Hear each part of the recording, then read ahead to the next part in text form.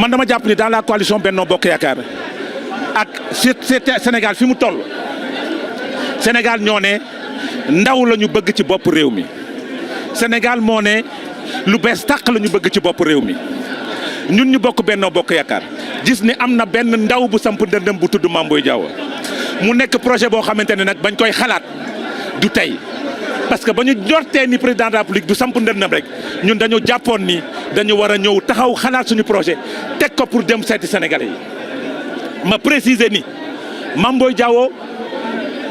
c'est pas parce que il n'a pas été choisi moo tax mu samp ndëndëm xamoon na ni duñ ko tànn moom Mame Boye Diao xamoon na ni duñ ko tànn mais day toog déglu kilifaam benn kilifa bu mu mës a am ci politique muy le président de la République Macky Sall ba mu ko dégloo ba président tànnee ba pare moom mu jàpp ni dafa war a nag dem briguer suffrage sénégalais yi briguer suffrage sénégalais yi mooy wax ak askanu Sénégal wax ak askanu Sénégal jaay leen projet bi mu leen di jaay mooy projet Sénégal nouveau mais teg ko ci li baax li président de la République Macky Sall def andi yu bees teg ko ci le développement humanitaire un développement doit être basé sur les hommes. C'est un projet bañ koy togg du tey balaa ñuy tànn président Mame Boye Diao la mais discipline de parti moo tax ak coalition moo taxoon ñu toog ci biir mais terewul ñu ngi doon dox suñuy dox parce que vous avez vu les couleurs sont sorties un projet livré est sorti parce que du lu ñu liggéey ñaari fan ak ñetti fan c'est quelque chose qui a été travaillé et préparé parce que xamoon nañ ni président du ñu tànn mais xamoon nañ ni jeunes Sénégal dinañu soxla parce que aujourd'hui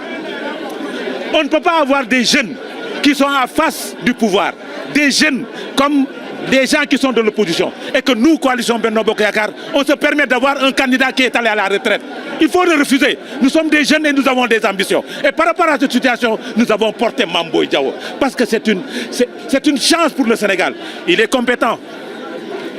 C'est un ouvrier, ma chère. Il n'a jamais géré un ministère pour pouvoir mettre en œuvre sa vision et son projet. Il a toujours été un ouvrier parce qu'il a été directeur général. Il a été directeur général, il a été directeur national, il a été directeur général. Aujourd'hui, il a décliné sa vision aujourd'hui. Donc c'est pour cela, nous, en tant que ñun ñi nga xam ne ñoo ànd ak moom duñu def lu dul accompagner ko. Ma wax leen nag ne leen nous sommes en train de prévenir dañuy artu fi ñu jógee xam nañ leen xam nañ ñu ngi leen di artu nag nañu bàyyi débat de personnes yi parce que nag nous sommes des hommes d'État nous n'allons pas faire dire des choses mais nañu bàyyi débat de personnes yi parlons du Sénégal parlons du projet parce que le Sénégal qui vient c'est le Sénégal de cette jeunesse le Sénégal qui vient c'est le Sénégal du développement axé sur l'humanité le Sénégal qui vient le Sénégal c'est le Sénégal de l'espoir porté par un jeune et entouré de jeunes. C'est ça qui est important parce que une gérontocratie nous avons besoin soxla nañ nag mag ñi de mais Sénégal gii pour mu mën a jëm kanam dañ koy teg ci ay loxo gone yoo xamante ni am nañ xam-xam bi am nañ taxawaay bi am nañ fulla bi ak fayeta bi loxo yi set na te loolu ci am solo ñi ko wër du ci kenn koo xamante ni am na luñ la mën a taxal ba ñuy waaj du tey ba ñu jógee du tey yéen rek yekk bi rek ngeen gis mais togg nañ ko on a déjà fait le maillage national li ñu war a def nañ ko ba pare on a déjà l'équipe on a déjà l'appareil autour du président Mame Boye Diao. Moi personnellement les gens qui l'entourent représentent quelque chose. Pourquoi vous êtes venus pour moi? Parce que je représente quelque chose. su ma tekkiwul leen dara nag doo leen ñëw ci man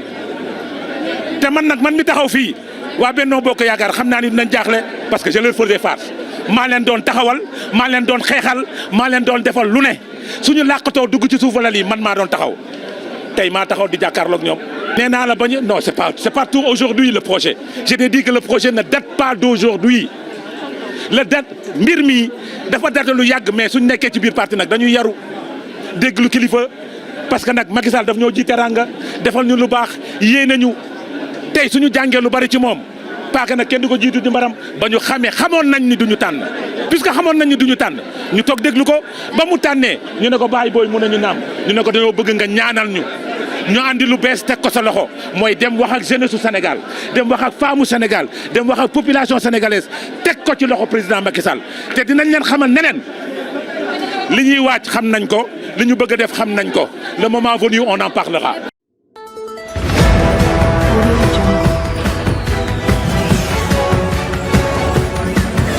Audio